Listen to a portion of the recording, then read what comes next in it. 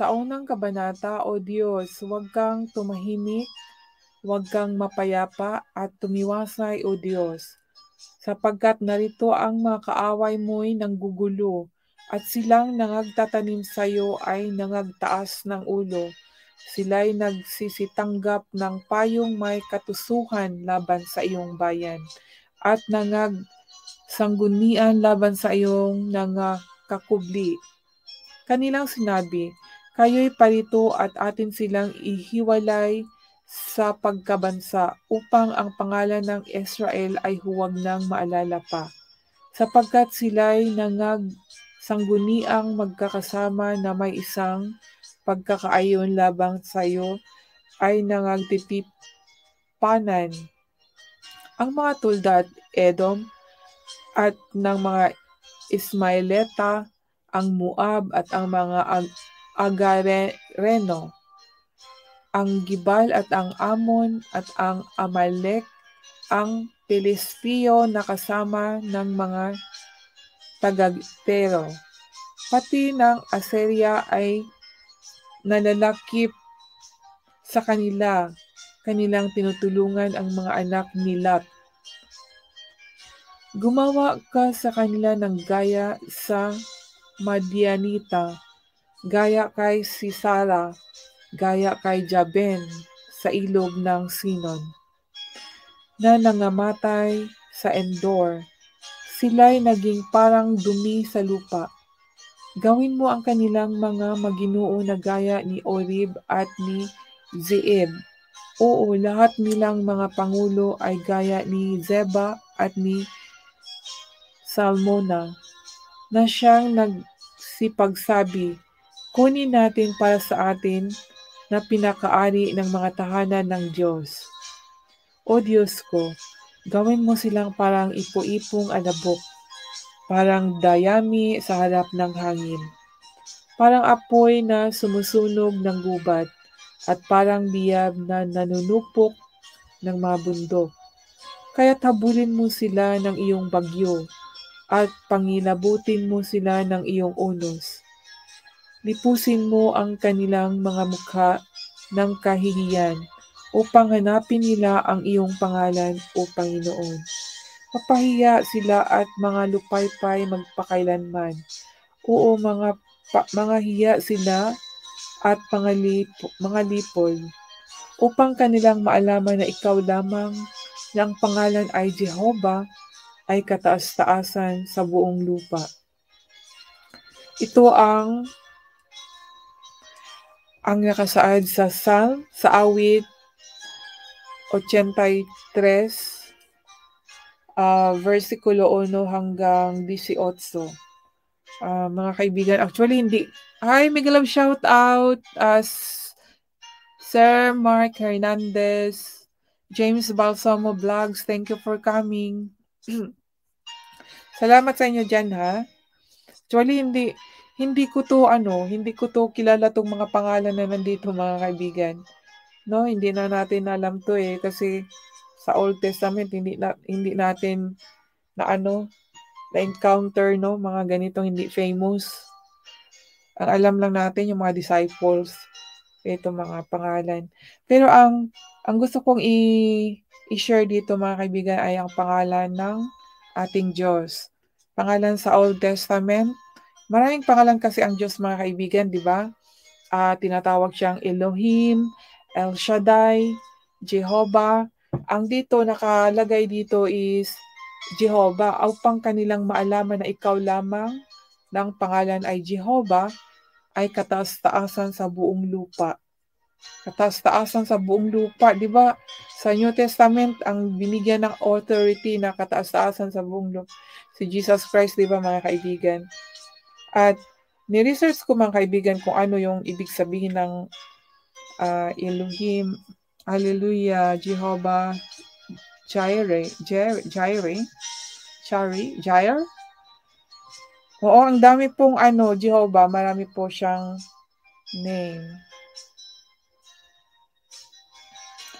So, ni-research ko yung anong ibig sabihin ng Jehovah.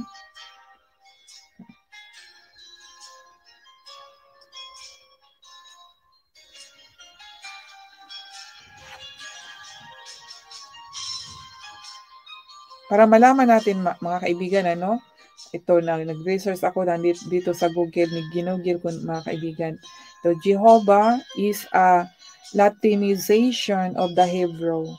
Jehovah one vocalization of the tetragrammaton. Ang hirap naman ito. Di ba ano yung W, yung YHWH, di ba yun yung ano, yung mostly na makikita natin. Shout out Double Baba. Sino yan? Hallelujah. Madaming luya si James. Sir Mark. Nagpapatawa si Sir Mark. Okay. The proper name of God of Israel in Hebrew is Yahweh. Di po ba?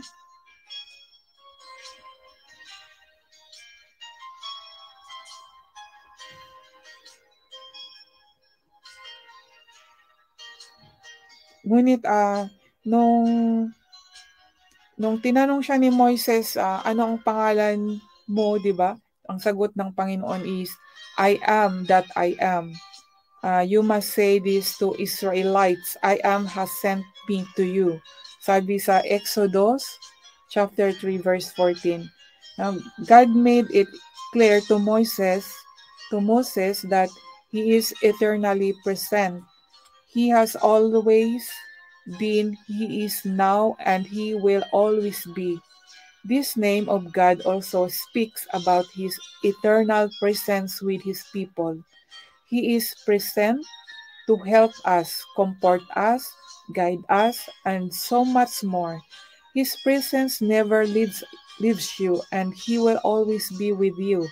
That is the greatest comfort we can ever find, and we learn it from the very name of God, I am. So when God revealed His name, He said, I am always with you. I am. So I am. No, I am God. Very important po talaga ang ang pangalan ng Panginoon.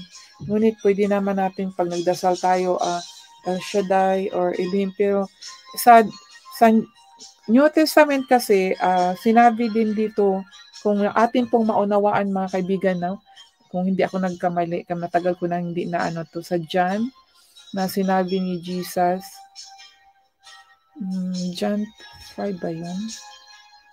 43. Okay.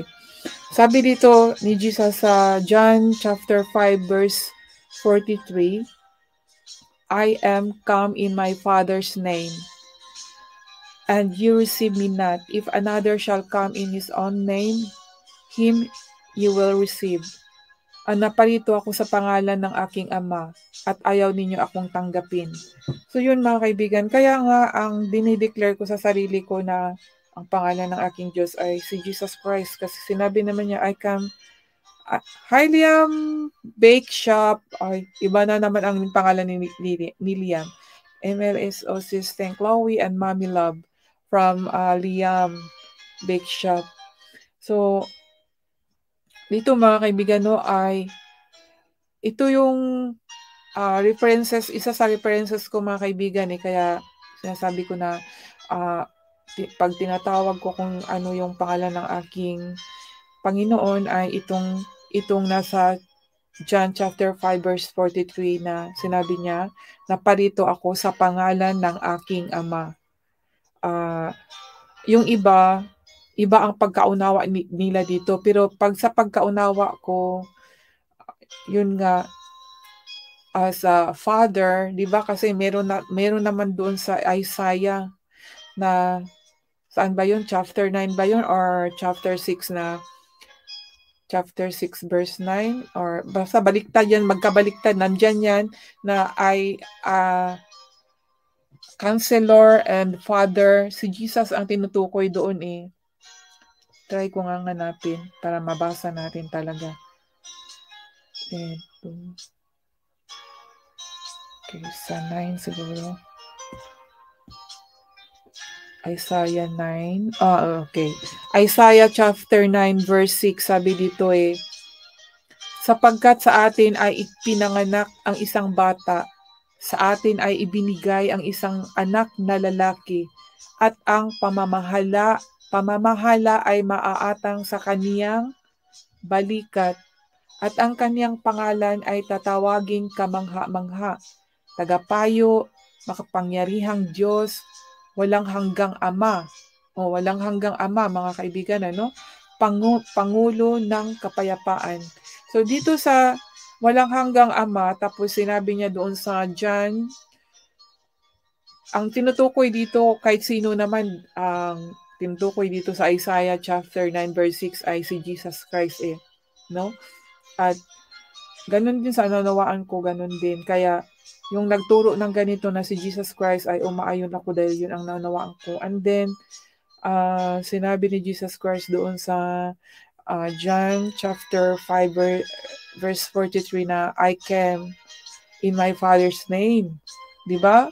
O dito, walang hanggang Ama ang ano sa kanya. So, ano lang yan yung akala natin magka-separate sila, pero kung malaman natin yung mga dugtong-dugtong na mga anong tawag doon, crossword ba yun, na malaman talaga natin na si Jesus Christ hindi siya magkaiba sa Ama Ngunit minsan may na-encounter na naman akong isang INC na sabi niya dito, pinabasa niya sa akin itong John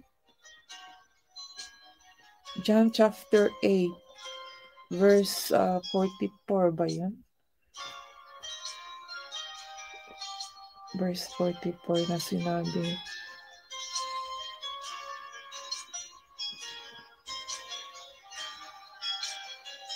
Ano ba yan? Pinabasa niya sa akin 40.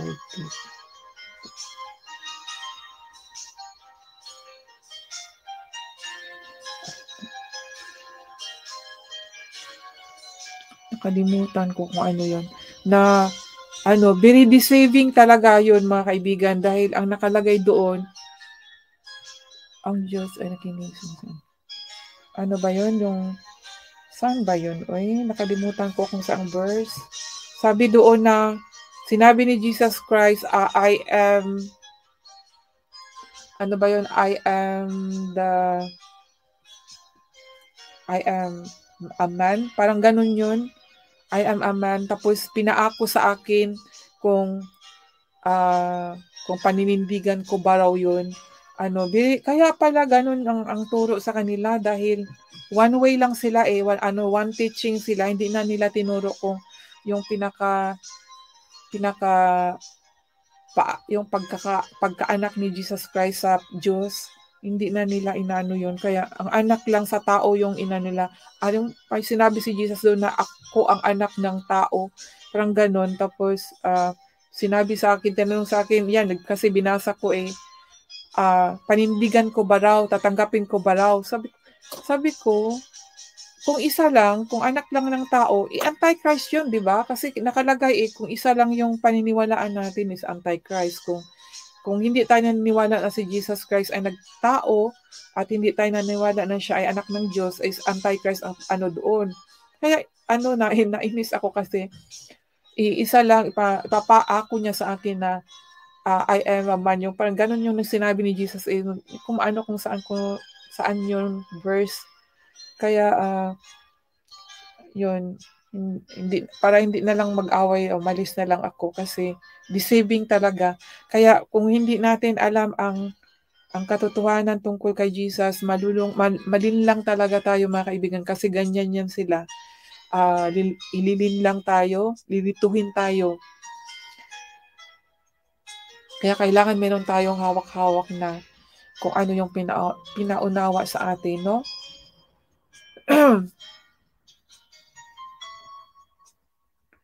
At yun, mga kaibigan, ang aking ma-share ngayon. Short lang tayo, mga kaibigan, tungkol lang sa name ng ating Panginoon. So, kayo po, mga kaibigan, kasi dati ako, nung hindi ko alam ang katotohanan, marami akong tinatawag, no? Kasi akala ko Diyos sila yung mga, lalo na yung mga santos. Kahit naman saan tayong church, basta alam natin ang pangalan ng Diyos, kahit saan tayo magsisimba, okay lang yan. Basta ang alam natin kung sino yung Diyos natin sa ating buhay. Huwag tayong tumawag ng maraming mga names. Basta yung totoong name lang ng Diyos. Yung tinuro kung ano nasa Biblia. At saka yung sa prayers, walang tinuro na prayers na Hail Mary. Kasi yung naunawaan ko, yung pagsabi doon, Hail Mary, full of grace, the Lord is with thee, is hindi yun prayer, message ng angel yun na ibinigay na sinabi kay Maria. Tapos ginawang prayer po. Sabi nila hindi daw prayer, pero deceiving po siya. Para sa akin ha, ewan ko lang sa inyo. Kasi pag nag-rosary yun ang binabanggit. Tapos, ang turo ni Jesus Christ, yung Lord's Prayer, di ba? Our Father who art in heaven, hallowed be thy name, thy kingdom come. Yun po yung itinuro. Hindi po yung Hail Mary. So, deceiving po kung pati yun ay gawin nating ano ba yun? Prayer. Kasi hindi siya prayer. It's a message from hi, good morning, Akihiro Buwan. Good morning po. Good morning sa'yo. Ohayo gozaimasu. Thank you so much for coming. So, yun mga kaibigan, respect natin ang Panginoon, ang Diyos. Magrespeto tayo sa pangalan niya. Kasi pangalan, kahit noong unang panahon, pangalan, ang sinabi ng Panginoon is, I am who I am. Very strong word po yan mga kaibigan. I am who I am. Ilang beses po niya yan dineclare. At even si Jesus Christ, mayroon siyang sinabi sa Matthew, yun, hindi ko malala kung saan verse. Sabi niya, before Abraham, I am. O imagine, hindi lang sila nag-aano Pero meron yan, mababasa na natin yan pag nasa gospel na tayo. Nag-declare si Jesus Christ, before Abraham, I am. And then, nung sa isang group pumasok ako mga kaibigan, narinig ko na sabi nila, may tanong doon na si Jesus Christ ba daw ay na tao na ba daw before daw yung pinakauna yung Old Testament, or basta hindi, wala pa yung yung ginawa ng Diyos, di ba, yung light, sun, or ano-ano yung sa Genesis mabasa natin, ay nandyan na ba daw si Jesus Christ? Yun yung tanong. Sumagot ako in spirit na si Jesus na, di ba? Kasi kung bakit in spirit, kasi syempre yung pagkatao niya huli, syempre, di ba? Sa New Testament na siya Pero yung pagka-Diyos niya ay in spirit, syempre nandyan na siya kasi galing siya sa espiritu Ang pagkapanganak sa kanya, hindi naman. Truly I tell you, Jesus answered, before Abraham was born, I am. Sa John 8. John 8. Pero mayroon din yan sa Matthew, sa pagkakaalam ko. Oo, yan po yan, Sir Jeff. Salamat sa backup, Sir Jeff. Backup support verses. Thank you po.